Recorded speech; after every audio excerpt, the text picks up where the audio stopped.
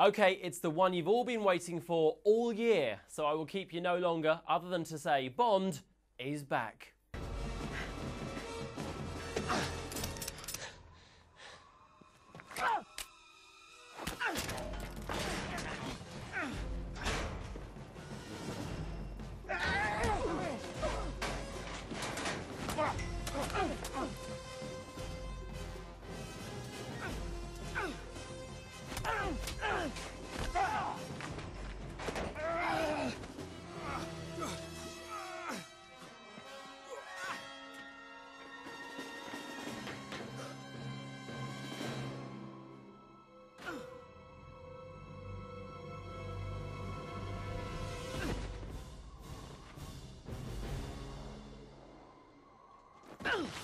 Yes, the man who loves to get shaken and stirred returns, but with a bit of a new look. Back at the beginning of the year came the announcement that Daniel Craig, last seen in very different films like Layer Cake and Munich, would be the 6th Bond star.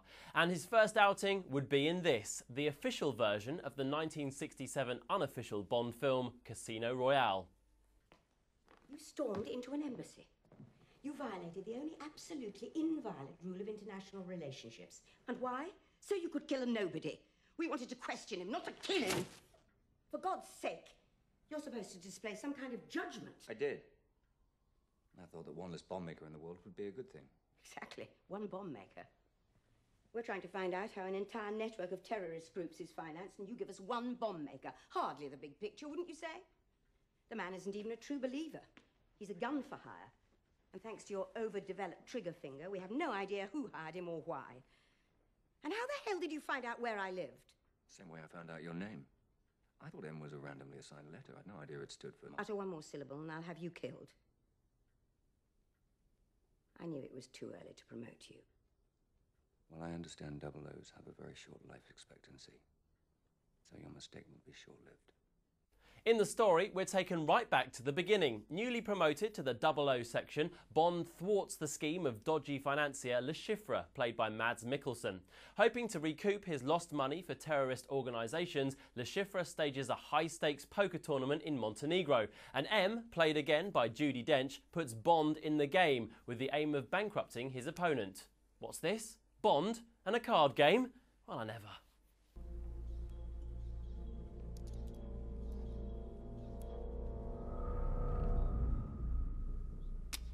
I'm all in.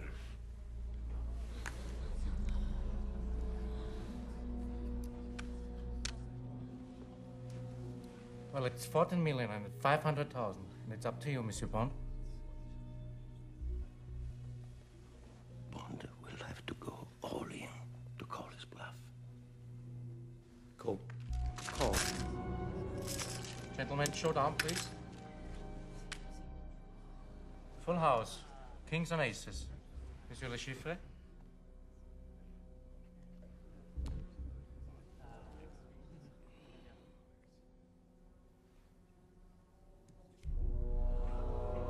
Oops.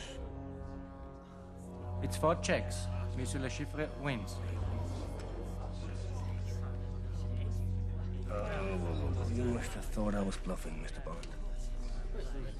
The eye candy for 007 is provided by Vesper Lind, played by Eva Green, a Treasury official who holds the purse strings on Bond's table stakes.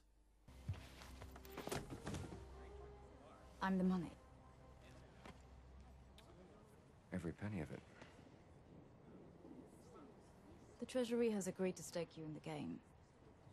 Vesper. I do hope you gave your parents hell for that. Thank you. Your boss must be well connected. I've never seen so much go out the door so quickly. Not quite so stylishly. May I ask you where it is? 10 million was wired to your account in Montenegro, with a contingency for 5 more if I deem it a prudent investment. I suppose you've given some thought to the notion that if you lose, our government will have directly financed terrorism. This, the 21st Bond film, is once again directed by Martin Campbell, the man credited with saving the famous film franchise thanks to his brilliant GoldenEye, funnily enough Pierce Brosnan's debut back in 1995. This time he's taken all the elements that make Bond great, fast cars, sexy ladies, card games, one central evil villain, and put them in a blender. And what we have is a totally different movie. Dark, gritty, and actually quite violent. The Bond we used to know has had a 21st century upgrade that sees him more vulnerable and more determined.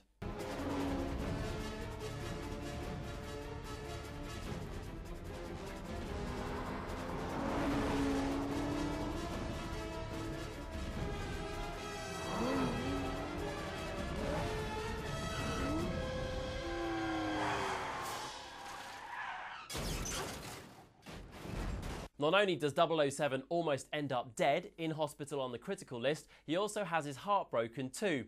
This film is sure to capture a whole new wave of Bond fans. Daniel Craig will surprise and delight you. But make no mistake, there's still plenty of action. With all-out thrills and brilliant set pieces, Casino Royale guarantees there will definitely be a 22nd Bond film. Martin Campbell has done it again, turning a tired franchise around once more. This film is unmissable.